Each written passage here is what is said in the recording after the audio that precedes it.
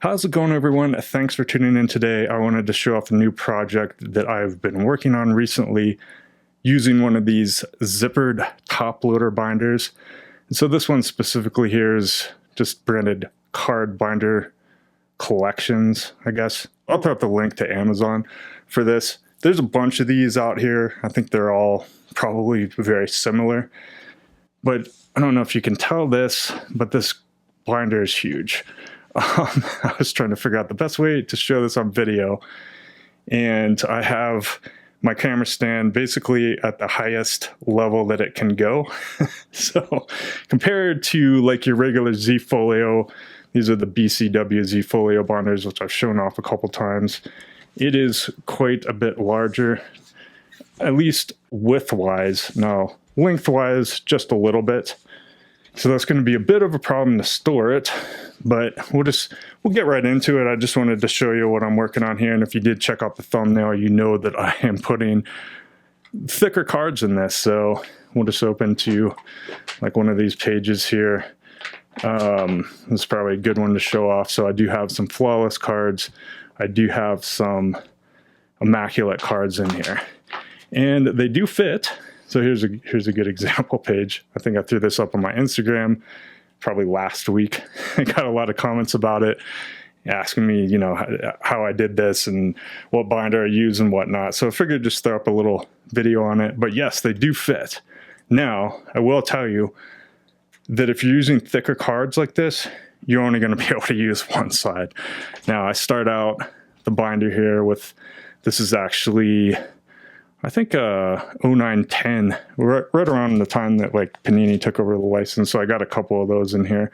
Or is this 1011? This might be that 1011 season. Regardless, this is like first year Panini stuff. This binder, I'm just doing Panini like thicker cards that don't really fit in any of my other binders rather.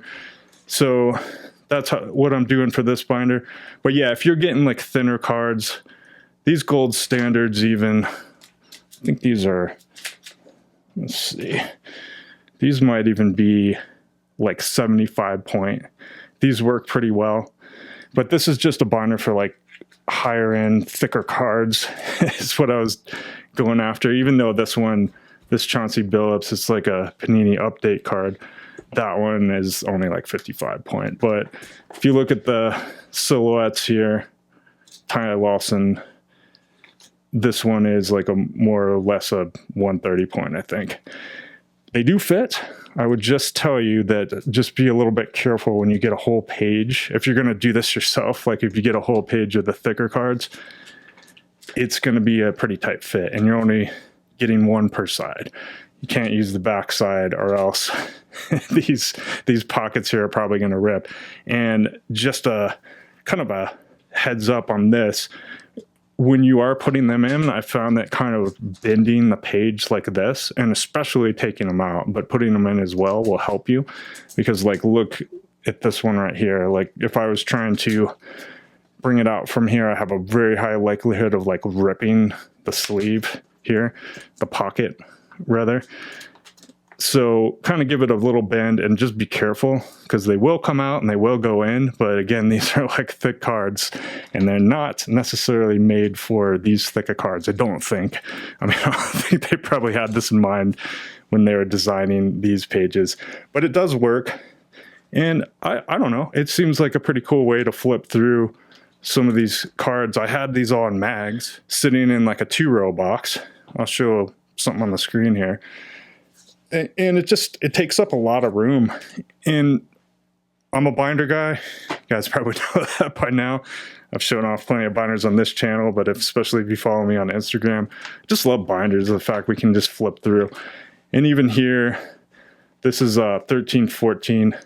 I do have a couple like black prism cards here, 101s, which they're not thicker cards, but they don't really fit in any of my other binders, so work pretty well here. And I think if you vary it up page by page, you probably can use all these pages. Now, I will warn you that I've gotten through, I think, 14, 15. So this is still 13, 14. Got a bunch of my tags in here. gold standard tags.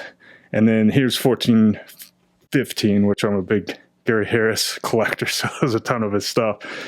But these preferred were, I think these are like maybe 100 point, work pretty well. But if you start getting into 130, you're gonna max out like the thickness of this binder. I'll show you here in a minute.